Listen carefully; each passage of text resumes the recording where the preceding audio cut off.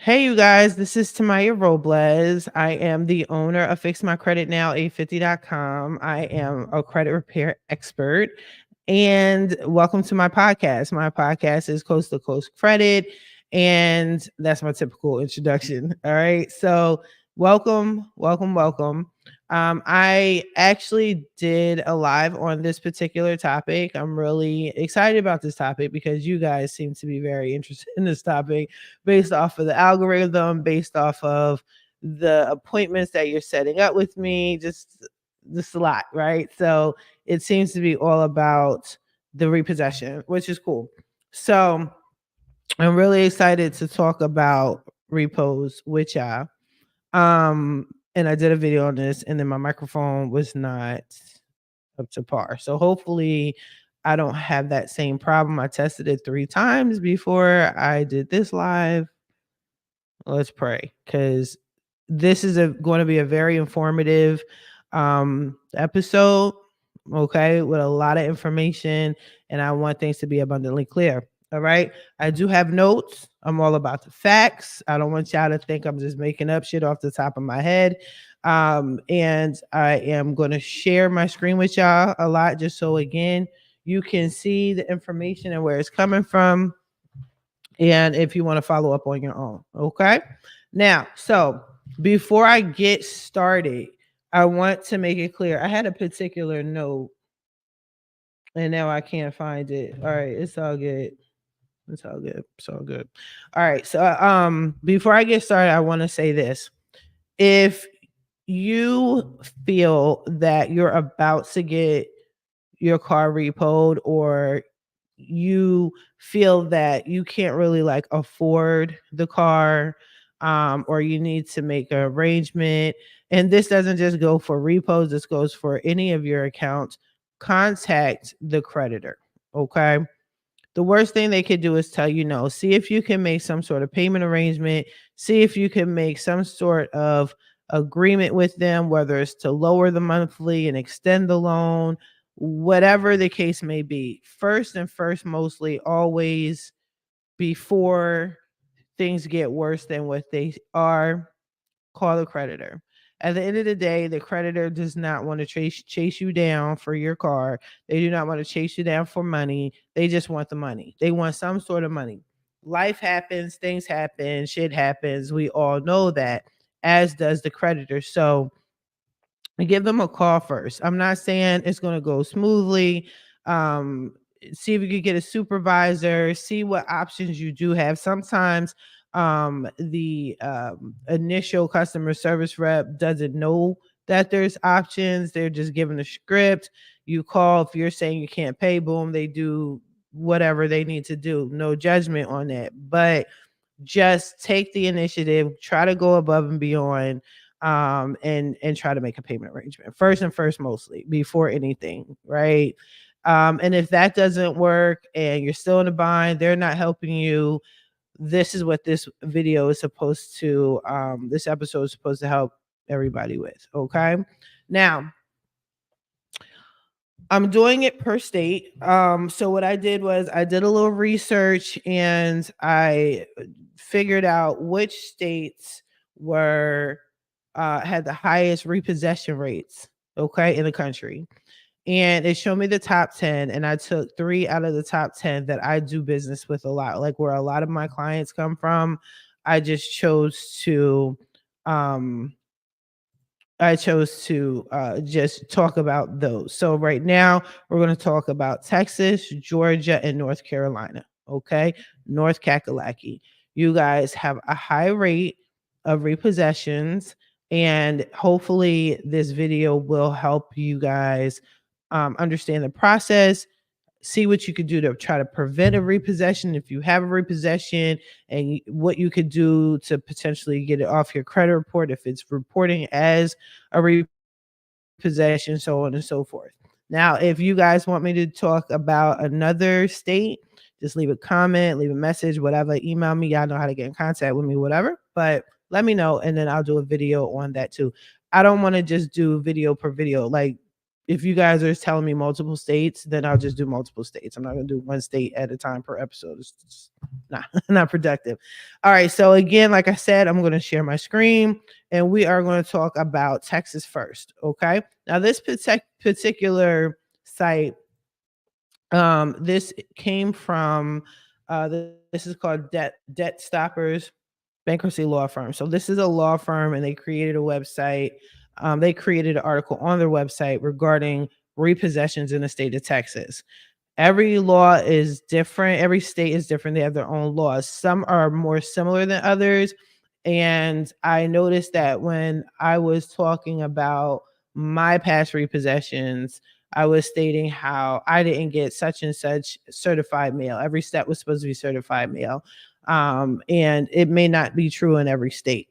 So we're going to just see the difference. And when I looked up Texas, North Carolina, and Georgia, there are some extreme differences. Okay. So now let's go into it.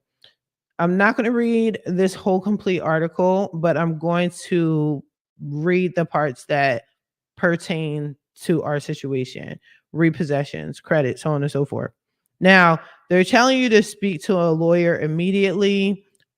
I don't really agree with that. Again, this is a law firm. So, of course, they're going to say that there's ways that you can avoid getting a repo and fighting a repo off your credit report. So that's what we're going to focus on. But if you feel a need to get an attorney and you want to, obviously that's completely up to you. Now, it says, fortunately, you can avoid losing your property and stop repossession by filing for bankruptcy. We've had the bankruptcy talk before. Okay. Check out my video on bankruptcies. I'm not going to go into this again because you can check out my video. However, if you feel that that's best for you to file for bankruptcy, then so be it. Okay. But we're not getting into that today. All right. So under Texas laws, your possessions can be repossessed if you have defaulted on a loan that is secured by that property. This means that you pledged the thing you were buying as collateral to secure the loan. And if you fail to make the required payments, the lender has the right to possess it and recover the debt. Okay. So that's Texas law. Now, it says the law allows lenders to repossess, and this is very critical, as soon as you are in default. I'm going to repeat that for the people in the back. The law allows lenders to repossess as soon as you are in default. So, in the state of Texas, if your payment is due by the 30th, that 31st day, if you haven't paid, they can instantly deem this as you being defaulting on the loan. All right. That's not cool, but that's just how things go. And it's not surprising. That's a lot of collection agents. I'm sorry, debtors. That's a lot of companies.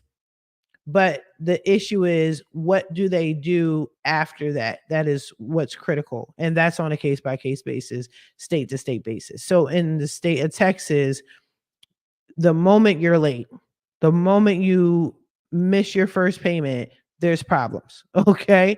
It says, although your contract may include a grace period, okay, these usually only apply to late fees and not when your vehicle can be repossessed. In most cases, your vehicle can legally be repossessed the day after you miss the payment. Again, so that 31st day, they can start the repossession process in Texas, in the state of Texas. Okay. And it says that's why it's critical that you discuss your situation. They're saying with a lawyer, but what I'm going to say is that's why it's really critical that you talk about this. You contact your loan, the bank, and your lender and say, hey, I got some issues. I know we have a grace period. I need some more time, or this is too expensive for me. What are my options? Okay. To try to avoid the repossession process. Okay. Now in the state of Texas, it says, what does the procedure involve? So it says, if the lender wants to repossess your car, they may provide you notice. So check out the words, right? Words are very important in the English language, right? The English language can be pretty tricky if you're not paying attention. So, keyword is may. They may provide you notice of their intent to do so. However, the law does not require them to do so. And often you will find out that your car or your truck is being repossessed when the repo agent shows up. That's facts. A lot of y'all have experienced that, not just in Texas. You understand? I think some of us who are about that repo life, we've had that experience where we were ready to go to work or run some errands, and we get up in the morning, go try to get to our car, and nothing is there. We think somebody stole it, yada yada yada. Nah, repo man got us, right? But again, in Texas, they're stating they don't really have to notify you that they're coming to get your vehicle. Okay. In my past videos, I was telling y'all, no, they have to follow these steps. Not in the state of Texas. They may provide you notice of intent, but they don't have to, in a nutshell. Okay. Now, once the vehicle has been physically repossessed, the lender will, not may, will sell it through a private sale or auction. The sale price will then be applied to the repossession costs and the remaining balance on your loan. If the sale does not cover the entire balance, it often doesn't, which is facts, you will owe the remainder, which is known as the deficiency balance. Now, let's get back into that again. They're stating they may give you notice that they're going to repossess your car. They are saying they may give you notice that they intend to repossess your car. They don't have to. Okay. The repo man could just show up, take your car. Now, if they do that or when they do that, it's not an option. They are going to sell your car. Facts. Straight off the rip. They're selling it. Either private or public auction.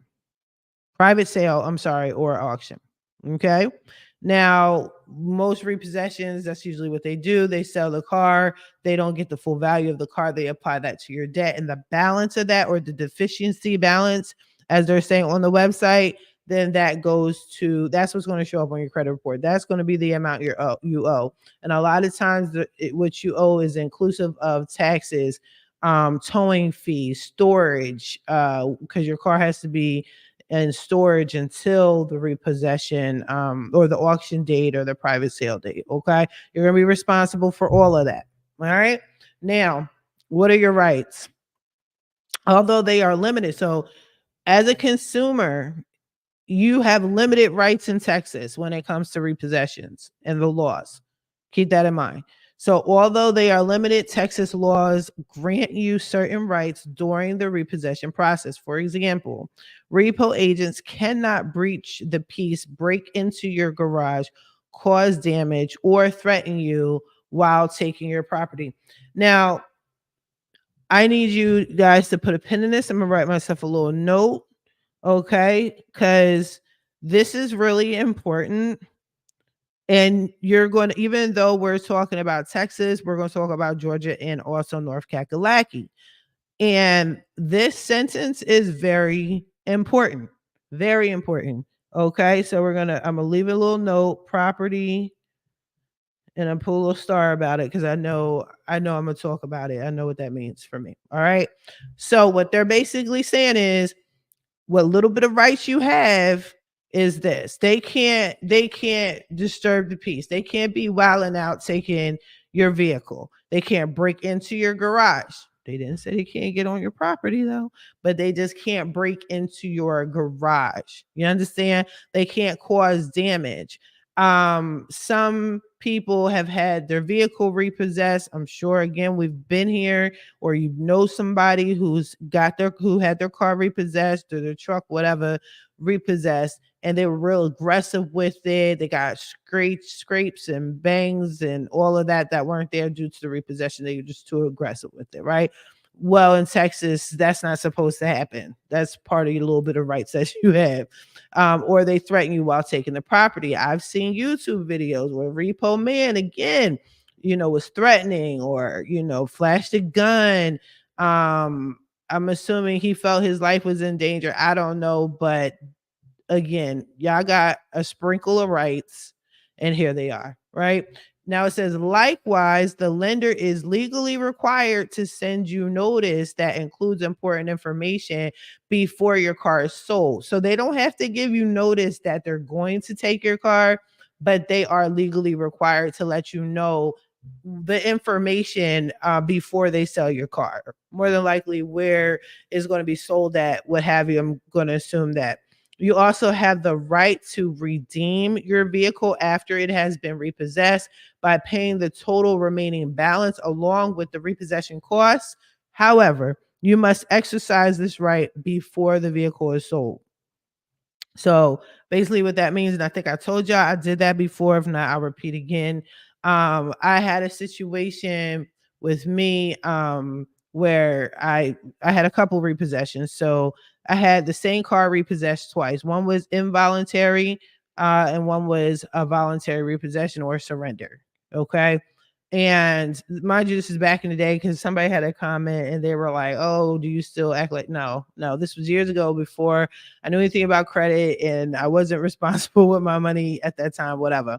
But then my other car, that was involuntary repossession, and my most recent repossession, which was literally like 3 months ago, it was deemed a repossession, but the tow truck driver stole my car, and I wasn't going after it. I'm not fighting anything that depreciates in value. So, well, to go back to the first two car, the first car that was repoed twice. When they involuntarily when we had the involuntary repossession where I woke up one day trying to go to work and my car was going. I did get the car back. I didn't know the rules and the steps like this. I just know I needed my car and I was going to get it back by any means. And I had to pay whatever balance was owed. I had to pay the gas for the tow truck driver to come out. I had to pay for the tow truck driver. I had to pay taxes. I had to pay interest. I had to pay storage fees. I picked up my vehicle exactly where at the auction lot dealership or whatever we call it, auction lot or whatever. So the tow truck driver took it to like a storage facility. I had to pay for all that. I had to pay for his miles. It was bananas. And then it was transferred to the auction, which was like miles away from where they took the car. It was bananas. I had to get I had to pay for a clean slate in order to get my car back. You understand? I pay everything I needed to pay. So that's basically what they're saying here. But they didn't take the proper steps. I didn't know about these steps at that time, and this is so long ago, yeah. But this is basically what they're trying to say to you. You have a little bit of rights, very, very, very little. As you can see, you have two small paragraphs of rights. You understand? And the only thing, as far as the lender is concerned, is that's within your rights is they can allow you to they're going to sell the car, but they have to tell you the information about your car before it's sold so you can get it back. That's it. That's it. That's it. That's all. Okay. Sorry, Texas, but you guys, that's how your laws are set up. You know what I mean? So it is what it is. Now, what are your options if your property is repossessed? After a repossession, the relevant laws provide a few methods available to recover what was taken. So, with all repossessions, you do have the option to, if you have personal effects in the car, you can get them, but after a certain time, you can't, and they'll trash it. But they're saying, nevertheless, many people find that seeking help and blah, blah, blah. They're talking about bankruptcy again. So we're going to get off of that. We're going to get off of Texas. Okay. But that's the law in Texas when it comes to repossessions. Okay. Um, I don't know what to tell y'all. Texas is just aggressive when it comes to certain, like, y'all laws. I thought Cali's laws was messed up, but Texas, that's a little strict. I mean, but I understand. I respect it. Every business is run how it's ran for a reason. And it's just set up that way. But if you have a car that it was already repossessed or is going to be repossessed, these are the steps that are supposed to have been taken. If it was already repossessed and they didn't take those steps, you can potentially sue the lender.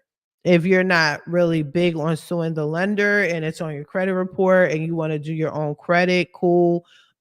Just understand these are the steps that we're supposed to have been taking. You don't have that many rights in Texas, but you can be very specific. This wasn't done. This wasn't done. This violated my two little rights, and you know, you're just challenging it. File a CFPB complaint. File a complaint with the Better Business Bureau. Do what you got to do. All right. Now the next one is Georgia. So all my Georgia folks that have a repossession, same thing. I'm going to say the same exact thing that I say to that I said before. If you have something, if you have a loan that you can't really afford like that, all right, don't just ignore it. Contact the lender and see what you can do. Try to make it do what it do first. If you can make a payment arrangement, if you can, just say you're in some sort of financial bond or there's medical issue, whatever the case, see if they can help you first. If they cannot help you and they're like, listen, we don't care, we want that bread, and if you don't pay us, we're going to start the repo process, then it is what it is. And this is Georgia's laws. Okay. So Georgia, in here, they talk about what is a repossession. We already know what a repossession is. Now, what are your rights in Georgia? Here you go. You have the right to get your car back after it was repossessed if you pay the following. All of the payments that you owe need to be paid. Okay. All of the costs the creditor incurred during the repossession, including penalty fees, interest, towing fees, storage fees, and attorney fees. So you have to pay for all that in order to get your car back. Now, that's just like what I was saying with my first car that was repossessed, but I had to pay gas and all that. I don't know if that was legal or not because I wasn't sure at that time, but just don't be surprised. They might say mileage and gas is part of the towing fees. Miling, gas, what do you call it when labor fees? They might say that. You understand? So attorney fees, I don't know if they instantly have attorneys involved with a repossession in Georgia. I seriously doubt it. But if so, you're going to be responsible for that. All right. Now it says you must make these payments before the creditor has what? Entered into a contract to sell the car or this car is sold. Similar to Texas, similar to any type of repossession. So, nationally, like once the repo process starts, regardless of what state you're in, the process is this. We take your car, right? And we're going to sell your car and you can buy your car off of us. That's all 50 states. I'm pretty sure. I'll be surprised. I'll eat my words later if I find a state that says no, once we have your car, you cannot get it back under any circumstances. There may be but again, I doubt it because the lenders are about getting their bread. So if they don't give you at least the option to purchase your vehicle back, that's a loss for them. They could put it on your credit all you want and all they want, but that doesn't mean they're going to get some money. You know what I mean? That's their L. That so when they file taxes at the end of the year, they got to take that L and they don't want to. They rather have some money or all of their money as opposed to no monies. Okay. Anyway, we got that down. So that's Georgia. Now it says you have the right to any items in the car when it's repossessed. That's natural. But they're only giving you 30 days to retrieve it. See, Texas did not say that. Okay. So you have 30 days to get your personal items out of there. Now, you guys know, and I know, if you got stuff in your car, it's probably not going to be there by the time you try to get it, especially if it has any value to it. They went through your car. So, I mean, I'm not saying anything, but I'm saying. And if you do not get the items within the allotted time, the creditor has the right to dispose of it. And I'll just add the people that work for the tow truck company, they already went through your shit and it's theirs now, right? All right, cool. Now, here's the kicker that you need to pay attention to in Georgia. If you have paid less than 60% of the car when the creditor takes the car back, the creditor is allowed to keep the car to pay off the debt. People in the back, let's say that again. If you have paid less than 60% of the car loan, the creditor can take the car back. Okay? They can take the car and pay off the debt. However, if you believe the car is worth more than what you owe, you actually have 21 days to, in writing, challenge that. I don't know if you guys are aware of this in Georgia. I have not seen this yet. I'm not aware of it. This in the States when I have my repossessions, that doesn't apply. You understand? So that's cool. Be proactive, people. Be proactive. You know, if you got a Tesla, I don't know cars like that. I'm gonna be honest with you. So I'm gonna just throw a number there. If your car is worth like 90,000 and they're saying it's worth 20,000, right? And they're only applying some change to your debt, you can challenge that in 21 days in writing. Okay. If you object, the creditor must resell the vehicle. The creditor must give you 10 days notice before they repossess your car. The notice must give you options for getting the car back. All right, so they're giving you notice in Georgia. You do have notice. Remember in Texas, they didn't have to give you shit. They didn't have to tell you anything. They're just going to come out in these streets and repossess your car. Now in Georgia, they have the creditor must. So must is is is um is final, is official. They have to. So if any of these steps were not taken in your repossession in the state of Georgia, I would challenge this. Okay. Now, if you're past the 21 days, that's on you. I don't think there's anything that you can do about that. I don't think you can appeal that unless maybe you say you were in a hospital or there was a death or whatever the case, see what you can do as far as that's concerned. But in most cases, if you missed that 21-day mark and you figured out on day 22 you could do it, you're just out of luck. All right. Now, the creditor giving you 10 days notice. If they didn't do that and you have a repo on your credit report, like I said, dispute it, fight it. Have Fix My Credit Now, 850.com help y'all out. You understand? The notice must give you options of getting the car back. Same thing with Texas. Now, the only thing is I don't see that they're saying it has to be certified mail. So it probably doesn't have to be. But like I said, in my states where I got my repos, they had to send every single step via certified mail. And to be honest with you, the tow truck company had to be within like a certified tow truck company, reputable that was associated with the state or something. It was so much extraness that I wasn't aware of, and they didn't follow the rules. So, now if you paid off 60% here or more of the car loan when the creditor takes the car back, the creditor must sell the car. You have the right to demand a public sale of the vehicle. Okay. All right. So Georgia seems to have given y'all more rights than Texas. All right. So you guys do have options. And then lastly, as far as this part is concerned, if the creditor sells the car for more than you owe, then they have to give you the difference of the car. That's common sense. Okay, so they gave you a little example here. So if you owe 8 G's and then they sell for 10 and you get 2 G's back, they're not going to let that happen. They're going to make up all these fees and they're going to say the fee equates to the money that they owe you back, so they're not giving you anything, but we'll see. Now, what are the creditor's rights and responsibilities in a repossession in the state of Georgia? If a creditor has a secured interest in your vehicle and you fail to make a payment on time, the creditor has the right to seize your vehicle at any time. Oh, no, they said without notice. Without notice. Okay, without without notice. I don't get that because here it said notice. Let's check that out. Um, this is retrieving your okay, no, without notice. All right now. Yeah, without notice. Okay, cool.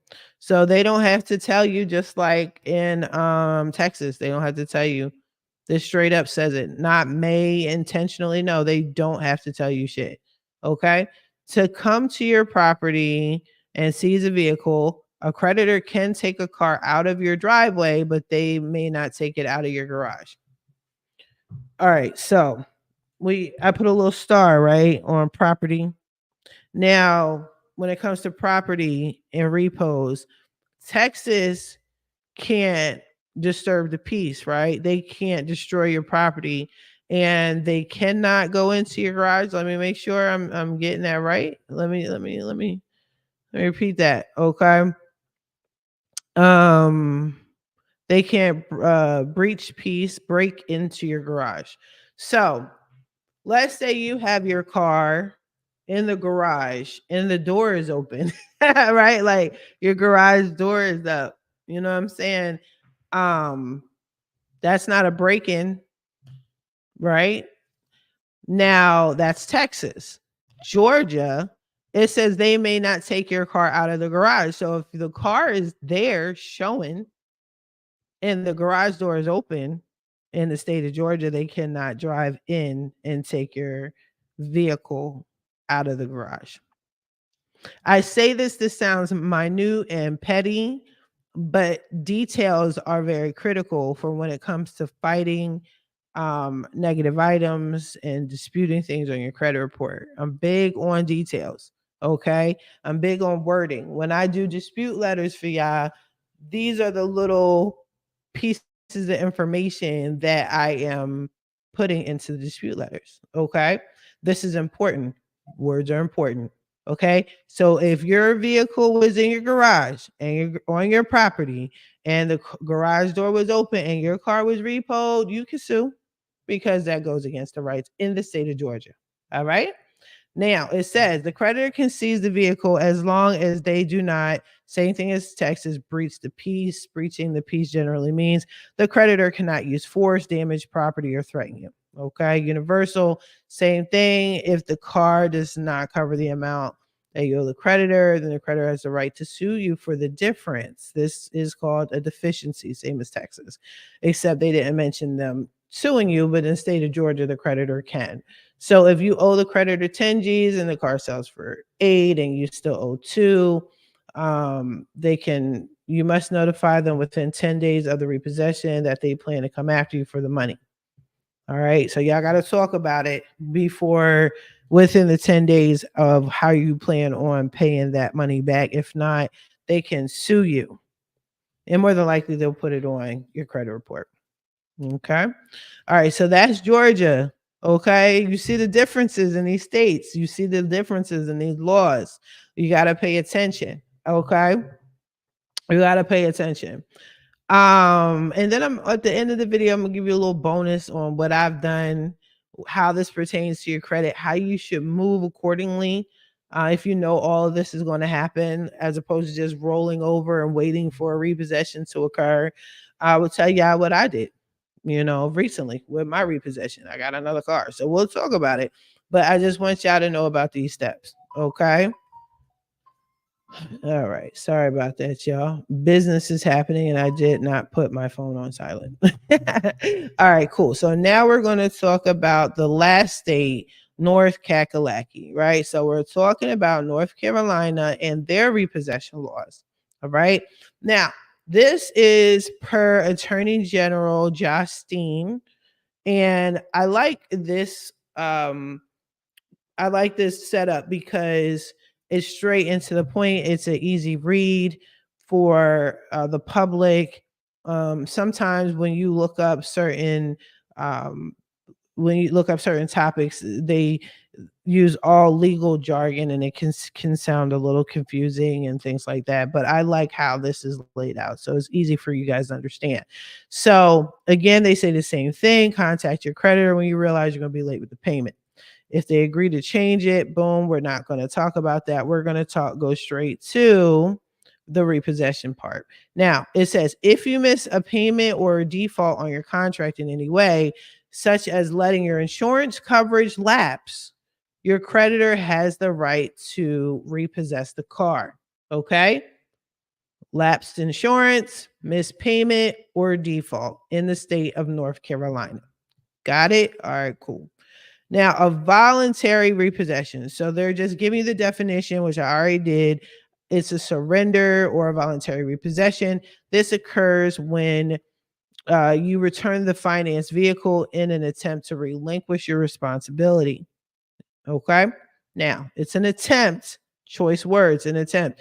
Just because you give the car back doesn't mean you don't owe that debt. I'm just letting you know. Just because you gave them the car back, it's still a repossession, and they can still, they meaning the lender, can still put it on your credit report as a repossession, and they will do that. It's not going to be just a collection charge off. All right, it's going to be a repo. Now, your creditor in the state of North Carolina is not required to give you any notice before they repossess your car. It's not a requirement. Okay. If they do, it's just out of the kindness of their hearts. All right. Now, the creditor or its repossession agent is allowed on your property to seize the vehicle as long as there is no breach of peace. It doesn't say anything else. It doesn't say anything about destruction. It doesn't say, what did Texas and Georgia laws have? Breach of peace. It can't be destructive. It can't, you can't be aggressive in the state of Texas or whatever. Georgia didn't have that. And North Carolina doesn't have that at all. It's a simple breach of the peace. That's it. They can get on your property. They can get right up on your shit and be like, oh, that's the car. Boom, we're going to take it. All right. Now, if you think your car is in danger of being repossessed, it's a good idea to take all your personal. That is facts. If you know that your car is going to be repoed, just take everything out just to be on the safe side. After the vehicle has been repossessed, it can be difficult to go back to get your things, even though the creditor has no legal right to them. But it didn't give a time frame of how long you have. So North Carolina doesn't really seem to care. Like, I think once they take your car, they could do whatever they want with the personal items, I guess. Once your car has been repossessed, the creditor has the right to ask you to pay the late payments plus the cost of repossession. The creditor may demand that you pay off the balance of the loan in full. You may wish to consult an attorney for the advice of your legal rights. Okay. We're getting similar now. Okay. Now, the cost of the repossession in their eyes can be penalty fees. It could be the late fees, the interest, the towing fees, the storage fees, the gas, the mileage, the labor, all of that. I'm pretty sure they could your lender can put that under that title, and there's nothing you can do about it. Now, if you are not able to pay these costs to get your car back, the creditor has the right to sell it through, again, public or private sale. Before reselling your vehicle to the public, the creditor must notify you of the date, time, and place of the sale. You may attend the sale and bring bidders if you want. I didn't know that. Different. If the creditor sells your car at a private sale, the creditor must notify you of the date after which the car will be sold. All right. After the vehicle is sold, you will be notified by the creditor if the sale doesn't raise enough money to cover your loan balance difference, which you owe. Deficiency balance again, y'all. And blah, blah, blah. All right. So we already know that part is the same across the board. All right. They got to tell you how much they sold the car for, or the vehicle. They got to tell you they have, if whatever is applied, whatever they sold it for has to be applied for your debt. If there's any balance, that's what's going to show up on your credit. If there's any overages, you're naturally supposed to get that bread. Right? Then when I give it to you, though, all right, cool. Now, those are the repossession laws in those states. Now, from a credit perspective, because I'm the credit chick, right? So I'm gonna revolve everything around credit somehow, some way. Um, if you know, like real talk, you know that your stuff is going to be repossessed, and you need a vehicle. Okay, know your laws. I mean, there's things I want to say, but I'm not going to say. Right? Y'all know me. Those that know me, you know already. Right? Do what you got to do to handle your business. Okay. But in the meantime, if you're not catching on, fine. So most cases, repossessions are not posted instantly. This whole process usually takes some time before it's put on your credit report. The lenders don't instantly put it on your credit report in a lot of cases. In most cases, a repo isn't usually reported until maybe like 60 days, maybe 90 days at tops, depending on your lender. So you're not going to get a hit to your credit until it's reported on your credit report. And then some cases, it's not on all three credit bureaus. It might be on two, it might be on one. In some cases, it might not be reported at all whatsoever. If that's the case, please do not call your lender and be like, when are y'all going to put this on my credit report, because you're bracing yourself for it to be on your credit. Let them make the mistake. Do not help your lender hurt you. And I've talked about this in the past. Some of you guys, it's cool to be honest, but like, not to a fault where it's like hurting you. Like, let's be smart about it. Now, if you know, let's say you have a pretty decent score, your score is not too bad, or maybe you have a good credit score, who knows? Bless you in your little heart if you have great credit, and you know this repo is about to hit on your credit report. This is what I would recommend. This is what I've done. I just did it with my stolen vehicle that they love to report as a repo. And get yourself another car while you have good credit or decent credit. Okay. If you don't have the best credit, see what you can do to quickly fix your credit within a short time frame. For example, if your credit cards are pretty high, get that utilization down so the score can go up. Why? I've talked about this before. If you guys want me to talk about it again, what lenders look at when you're trying to get a car, let me know. But they don't look at things as thoroughly as they do when you're trying to purchase a home. Okay. So they care about the score, the debt to income ratio, and all that other shit. Like, they don't pay attention to that. So what you need to do is whatever you need to do to quickly shoot your score up, like real fast. If you got to hop on the trade line real fast, cool. If you got to get the utilization down, cool. Or if you can't afford to pay down all the debt quickly that you have on your credit cards, get a trade line to balance out that, average out that utilization. All right. Shoot your credit score up as much as you can. Get a cosigner, do what you have to do, but quickly get a car before that repo comes on your credit report. Why? Because when you try to get another car, naturally they're going to look at your credit report and be like, yo, you just got a repo like last month. Like, why would we give you a car? Okay. So be smart about it. Once you have that car, even that car, the first payment on average, I mean, correct me if I'm wrong, maybe y'all are dealing with different type of lenders, but usually that car note for the new car, that doesn't show up until like 2 months after you purchase the vehicle, right? So your first payment is not going to show up usually until like 60 days. So you're cool. Now, by the time that posts, then your repo may or may not be posted on your credit report, but you have a car. At least you're not without a vehicle. Okay. Boom.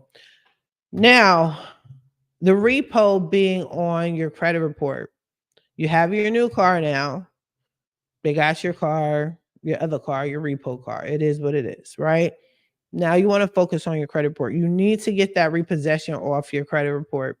Now, I will tell you a quick little sort of story, I guess, situation. I have a client of mine that when she first came to me, she had a repossession on her credit report. And I got it off, I think, within 30 days. Not only did they delete it off all three credit reports, but they gave her the title back to her car. It was crazy, right? And she was like, wow, why did this happen? What have you? All right. So I can't exactly say why that particular lender did it. However, again, I did a video on this. I'll just post the other repo videos. I'll tag it in this video, right? In this live. But a lot of companies and a lot of lenders, they low key have lawsuits that you may or may not know about.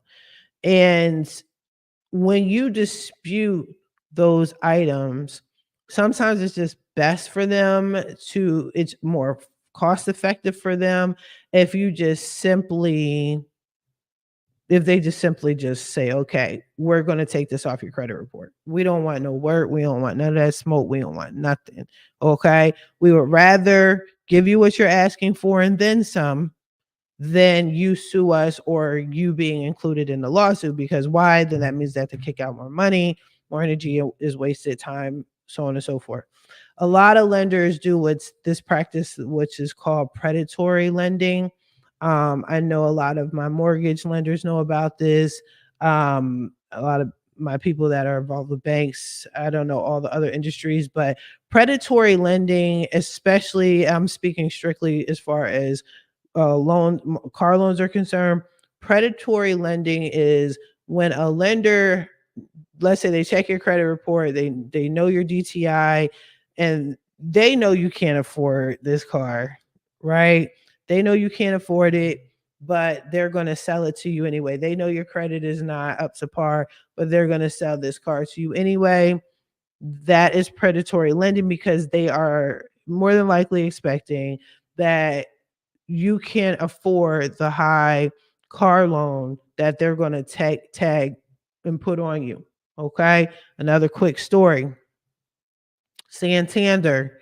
That's not even a story. Santander, 2-3 years ago, they lost their case, right? So if you have a Santander on your account, let me know because I get those off with no problem. I'm telling you, I'm the queen of repos. All right. Now, Santander lost, I think there's a lawsuit was like 560 million and it covered like 36 states. And if you do have a Santander loan and a repo, or it's going to potentially be repoed, and you purchase the car within a certain year, and the years that they're talking about, it's a huge, it's like, I think within 10 years. Okay. But check it out. Go to your attorney general and on your state attorney general and see. But they got a little thing for Santander, right? But Santander, they were just preying on people that they knew couldn't afford whatever the monthly fee was, right?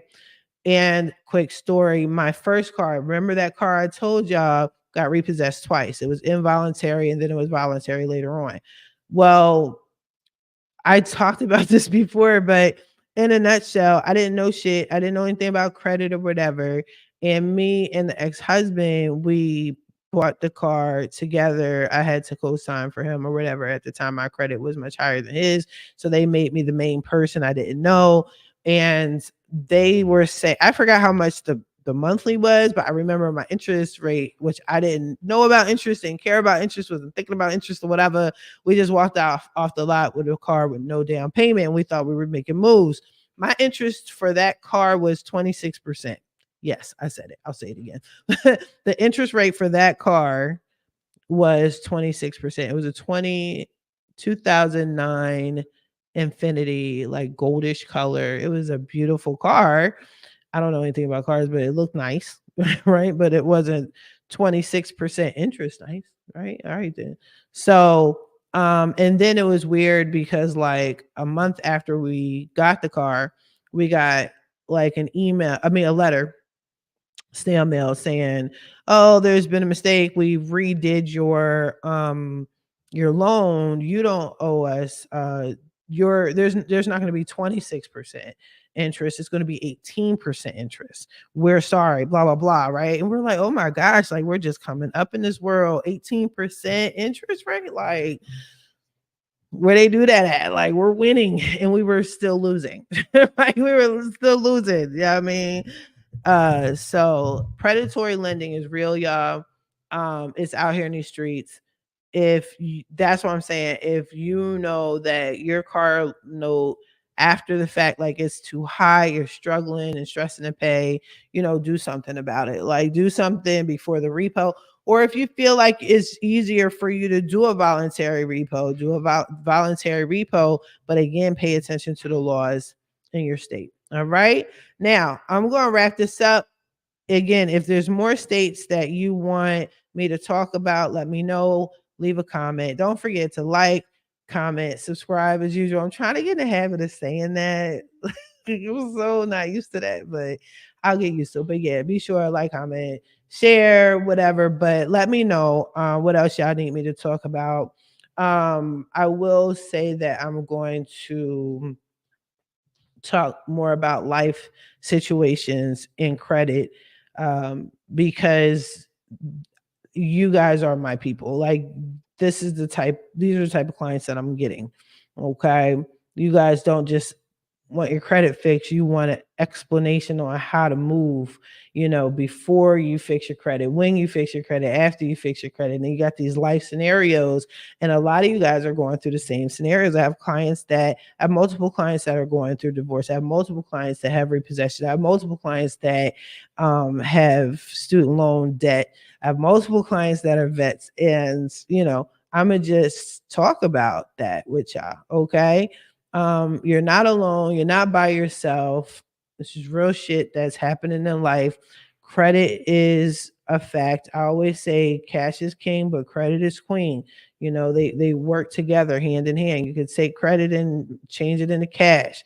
You can get business credit. You can do so much, but you're not by yourself. So I'm just gonna be talking to y'all about this, right?